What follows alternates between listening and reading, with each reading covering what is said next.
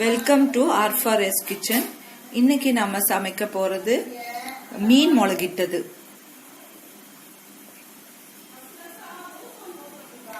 Kerala style மீன் முளகிட்டது. அதுக்கு தேவையான பொருட்கள் மீன், இதுல ஒரு அஞ்சு பீஸ் இருக்குதுங்க, நல்ல பெரிய பீஸ். அதுல கொஞ்சம் மிளகு பொடி, மஞ்சள் பொடி, உப்பு போட்டு மிக்ஸ் பண்ணி வச்சுக்கலாம். அதுக்கப்புறம் சின்ன வெங்காயம் ஒரு 100 கிராமோ, கொஞ்சம் கூட ஜாஸ்தியா வேணா போட்டுக்கலாம். ஒரு 1.5 டேபிள் ஸ்பூன் பூண்டும் 1.5 டேபிள் ஸ்பூன் இஞ்சியும் நல்ல சின்னதா நல்லா கட் பண்ணி வச்சுக்கோங்க. அதுக்கப்புறம் கொஞ்சம் கருவேப்பிலை, 2 பச்சை மிளகு போட்டிருக்கேன். அப்புறம் வேண்டது மஞ்சள் பொடி ஒரு டீஸ்பூனு, மிளகா பொடி ஒரு 1.5 டீஸ்பூனு, பின்ன தனியா பொடி ஒரு டீஸ்பூனு, கொஞ்சம் ஜீரகமும் வெந்தயம் பொடிச்சது கொஞ்சம் ஒரு கால் டீஸ்பூன் வச்சுக்கோங்க, அரை டீஸ்பூன் போதும். அப்புறம் உப்பு, வெந்தயம், கடுகு. புளி கொஞ்சம் தண்ணி மாதிரி புளி எடுத்துக்கோங்க, ரொம்ப புளி வேண்டாம்.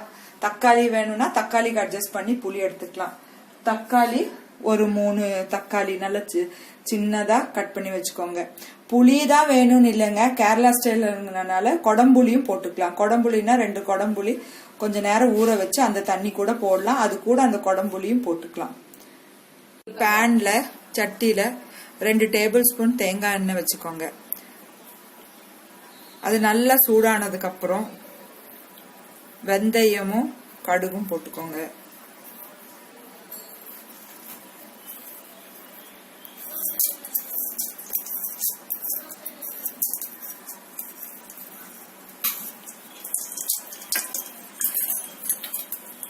ஃப்ரை ஆயிடுச்சுங்களா, கொஞ்சம் கலர் மாறிடுது பாருங்க, ப்ரௌன் கலரா வருது.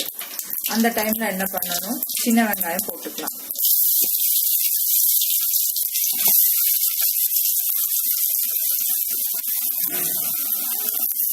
போட்டுட்டு நல்லா ஃப்ரை பண்ணிக்கோங்க. வெங்காயம் நல்லா ஃப்ரை ஆகும், அந்த ஃப்ரை ஆகுறதுலதான் டேஸ்ட். நல்லா ஃப்ரை ஆகுது. இப்போ பூண்டும் இஞ்சியும் போட்டுக்கோங்க, அது கூட பச்சை மிளகும் போட்டுட்டு நல்லா ஃப்ரை ஆகட்டும். நல்லா ஃப்ரை ஆகணும்னா, சீக்கிரமா ஃப்ரை ஆகணும்னா அதுல கொஞ்சம் உப்பு சேர்த்துக்கலாம். உப்பு போட்டா கொஞ்சம் சீக்கிரமா ஃப்ரை ஆயிரும்.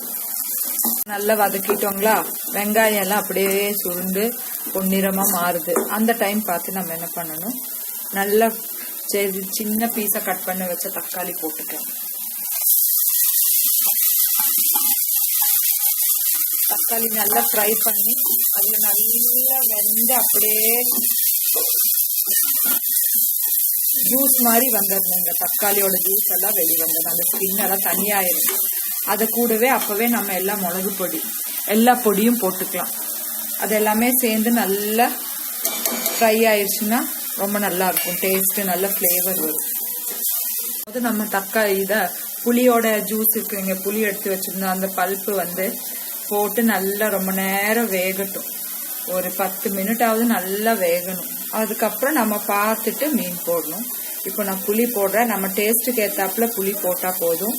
நான் கொஞ்சம் நிறுத்தி வச்சிருக்கிறேன், வேணும்னா பார்த்துட்டு அதுக்கப்புறம் நம்ம புளி போடலாம்.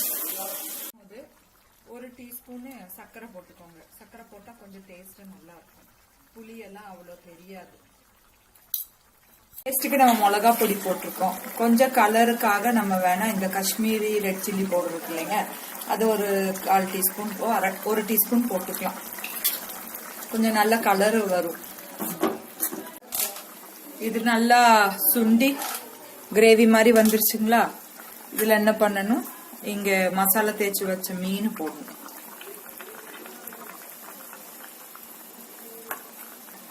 மீன் போட்டுட்டீங்களா, இது நல்லா ஒரு 10 நிமிஷம் நல்லா வெந்துட்டு அந்த மீனோட தண்ணி எல்லாம் அந்த நம்ம கிரேவிக்குள்ள போயிடுச்சுன்னா, அதுக்கப்புறம் நம்ம கொஞ்ச நேரம் கழிச்சு நல்லா டேஸ்ட் பார்த்துட்டு உப்பு மிளகு எல்லாம் பார்த்துட்டு அதுக்கப்புறம் வேணா ஆஃப் பண்ணிடலாம். மீன் முளகிட்டது ரெடி ஆயிடுச்சு. ட்ரை பண்ணி பாருங்க. என்னோட சேனல் சப்ஸ்கிரைப் பண்ணுங்க.